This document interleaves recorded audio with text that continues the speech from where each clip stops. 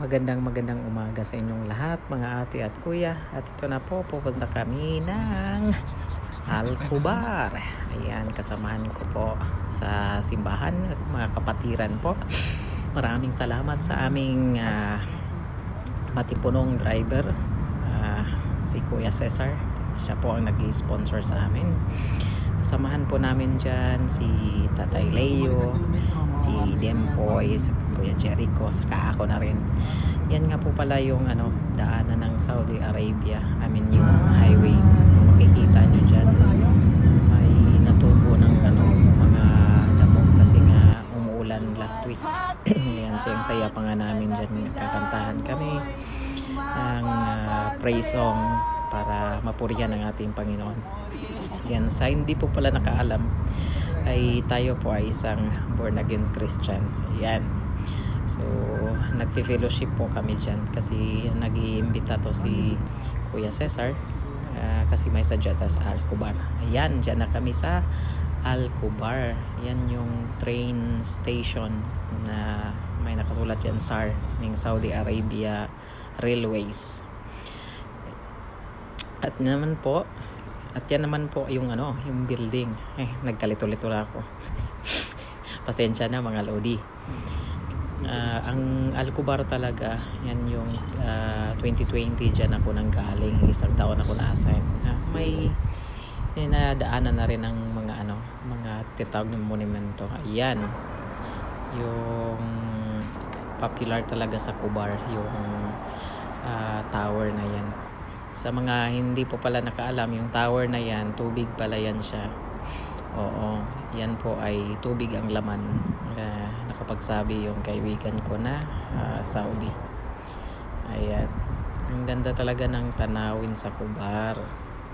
Happy Salt. After po niyan, pumunta kami sa Salt.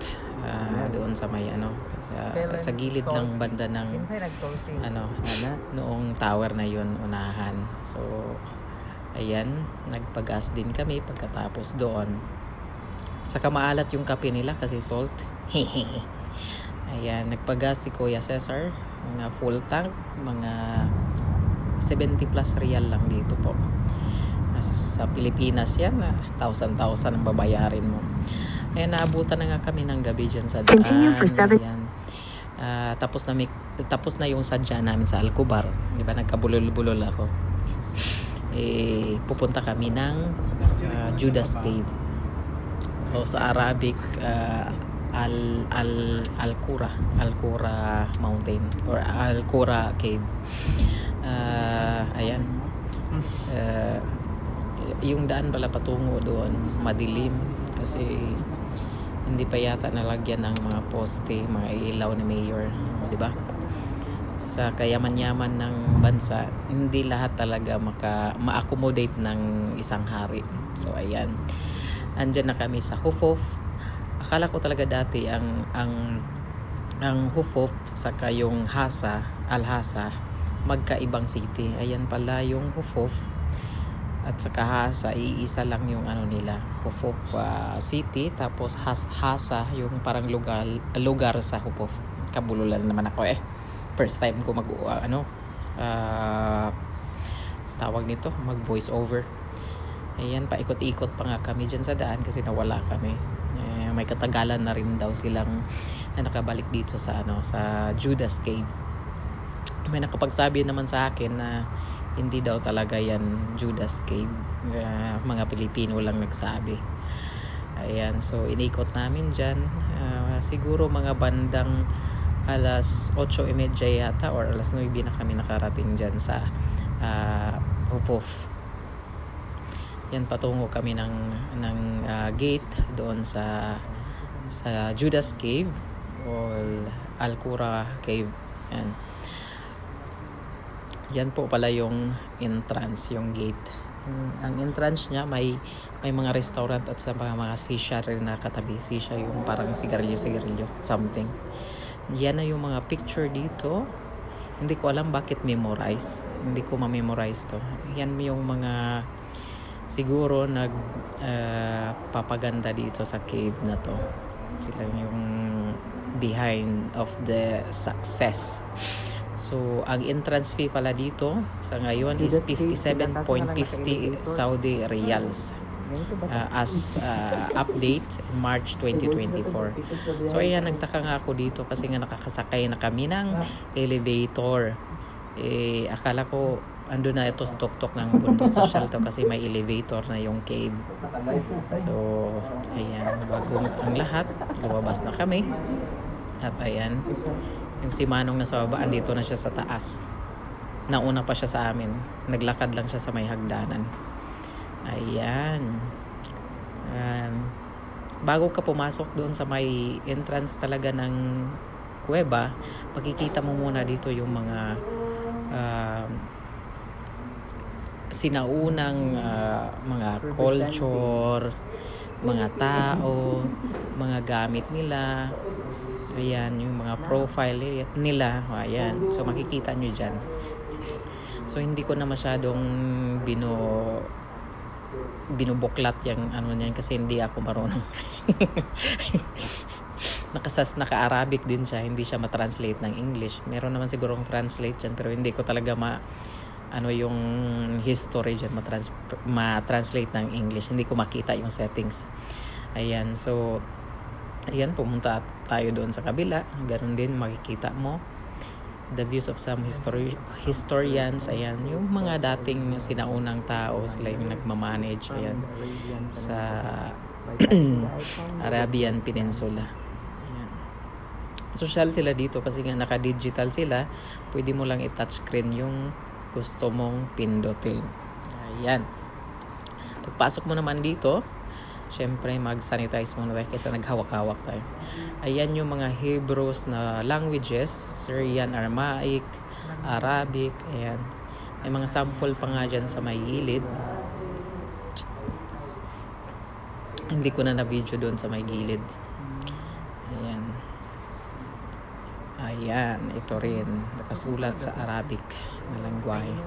Hinahawakan ko pa nga niyan, totoo talaga siyang giguhit talaga siya inukit siya sa bato. Ayan, makikita at mababasa nyo dyan sa dito sa may left, yan yung Arabic, saka sa right, yun yung English. Ito yung mga suot ng mga sinaunang tao. Ayan. Yan yung mga emperor dati. Matagal na panahon siguro, mga 1,500 or 700 BC. Nakaslagay nga dyan, 2,150 BC. Ayan. BC, before Christ exist. Tama ba? BC? Yan nga, before Christ exist. BCE. BC, basta assignment yun na yan yung BC. Basta ang alam ko, BCE, before Christ exist. Ang CE, Christ exist. Hindi ko alam ano yung meaning doong isa. Kayo na ang bahala. Comment down below. Ayan, yung mga arts nila dati. Ayan, mga sinaunang hari, mga emperor. Diyan sa bandang Saudi Arabia. Nakita nga dito, Jubail siya banda. Ang May 2001. So, ayan, kayo na po ang magbasa dyan kasi kapoy na nga ako mag-video ako pa pagbasa dyan. Ayan. So, kikita nyo yan, yung mga kwintas dati, yung mga accessories nila. Ba't yung maskara hindi ko talaga gusto. Pangit siya. Pero, I'm sure ginto, ayan. Pwede mo na yan ibenta kay Boss Toyo. Charot. Hoy, joke lang. Bawal yun. Masampal tayo dyan. Yan yun, mga puro ginto talaga yan kasi sa naunang ayan, makikita nyo dyan, nag-video lamang ako dyan, ayan. Sa kakita nyo ako na lang mag-isa dyan, iniwan na ako ng mga kasamahan ko, ando na sila sa loob, wala na talaga kayong makikita dyan. Yan talaga yung structure ng mga bahay dito, yan yung pinakaluma, yung wala pang aircon. Pero sa tingin ko, bakit sila nakasurvive na walang aircon dati? Ang init-init talaga dito sa Saudi Arabia. Ayan po yung bungad, yung entrance ng Judas Cave. Ayan, makikita mong ganyan. So, baka nagtaka kayo, baka ulang tao, kami lang talaga dyan. Siguro mga 5 or 10 lang na tao Kasi nga, hindi siya crowded kapag gabi. Tapos, Ramadan pa. So, timing talaga. Pero sa tansya ko, mas maganda talaga mag-visit dito kapag umaga. So, ayan, gabi kami nagbisita dyan. Maybe around 9:30 kami dyan ng gabi bumisita. Ayan. Hinahawak-hawakan ko pa kung totoong bato ba talaga to or sinisemento na lang ng mga tao. Totoo talaga siya. Pero, sa paglakad-lakad ko, nakikita ko yung may mga parte na siya ng side na na siya ng tao, man-made na siya. Ayan. So, yung mga kasamahan ko, ayun, nauna na sila. Tapos ako yung nahuli talaga. Ayan. Yan po yung structure dito ng mga stone. Yung hindi ko alam kung sino yung tumira dito. Doon sa sa pinakaunang page, yan yung nakikita nyo pala yung nasa baba.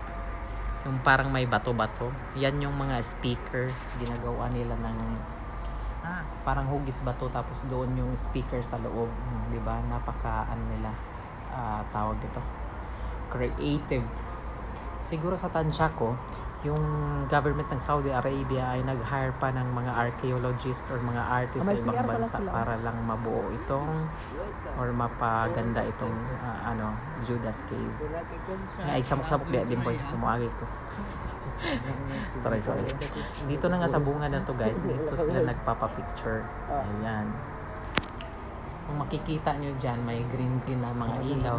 Pero nakapatay yan. Pero gi-on namin yan para lang for photos. Ayan, nakita nyo yan. Yung bato, ginawa nilang speaker yan siya sa loob. Bali, kinabiran lang siya ng simento.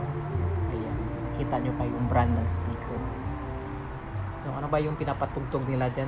Of course, Ramadan Karim. Ramadan. Kasi Ramadan man. Bawal sila magpatugtog ng iba. Hindi katulad sa Pilipino. Okay. Ayan, nag-picture na nga sila, guys. Ayan. Tapos giwan na namin yung ilaw. Kami na rin ang nag-adjust. Pero pagkatapos namin yan gion, lahat-lahat pinatay rin namin. Kasi nasisilawan yung mga ibon dyan. Alam nyo ba, guys, sa taas niyan, marami talaga dyang ibon na natutulog, nagsidapo. Yung iba may mga nest pa, mga pugad.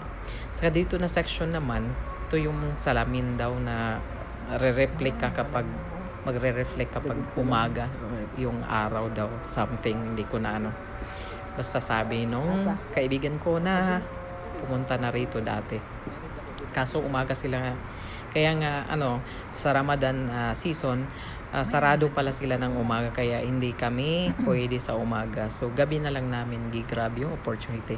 Saka dito sa loob pala, guys, meron silang opisina. Yan, may office sila dyan. Tapos may taong nagbabantay. Siguro security. Yun yung camera room. Ayan. Kasi kot-kot diha og kuan gikagid naman ni si Kuya. Charot. Joke lang yan. Ayan.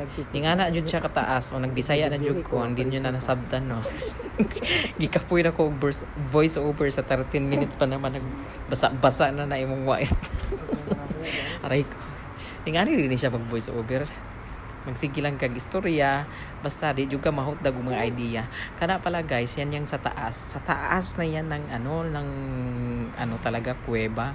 Tas mga murag nagliki-liki na lang na siya diya. Tanawa na akong tiil, di ba? Sa taas sa kalagitnaan nilagyan nila ng ilaw para makita nyo naman.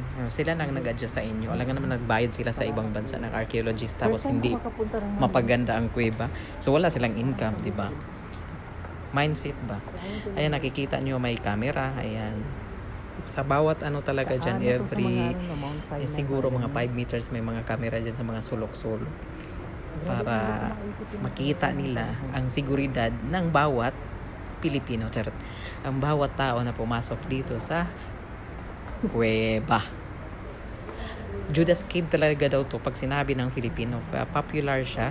Pero kahit i-search nyo sa Google, Judas Cave, lalabas siya. Kaso nga lang, sa mga Arabo dito, iba ang tawag sa kanila, Al-Qura yata. Yeah, Al-Qura Cave. Yun yung popular sa Pariyad kanila. na yan dyan. Saka, ayan. Pumasok na ako dyan sa loob. Tapos yung dinadaanan nyo guys, huwag kayong mag-alala kasi hindi na yan alikabok kasi may maintenance yan sa loob ng mga tao. Tawag nito, nagwawalis mga ipot ng ibon, mga dumi ng ibon or mga balahibo, mga ganyan, alikabok. So ayan, yan yung nakikita nyo, sinisemento na yan siya kaya naporma siyang maganda yung sa baba, di ba? Yung nakita nyo mo palang may mga cup dyan, yan, basurahan yan, huwag kayong syunga. Charot, joke lang. Bitaw, basurahan, bitaw na siya. Si Tatay Leo ay nag-picture na siya dyan. Tapos, yung isa naman si Kuya Jericho, nag-flashlight na siya kasi gusto niyang makita yung multo dyan sa loob.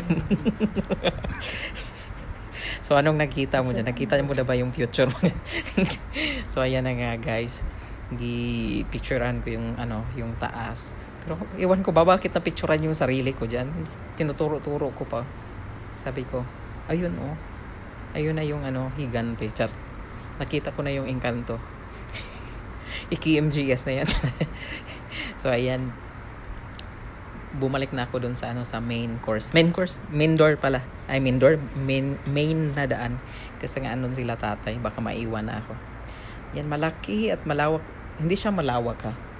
Siguro, basta, taas kayo na siya o kanang kuan. Mga dalan. Layo-layo po. Malayo-layo din ang lalakarin mo dyan sa loob. Tapos may pataas pa dyan, tapos may pababa. Tapos dito, bawal talaga mag-akyat-akyat. Yung mag-monkey-monkey ka, bawal ka talaga.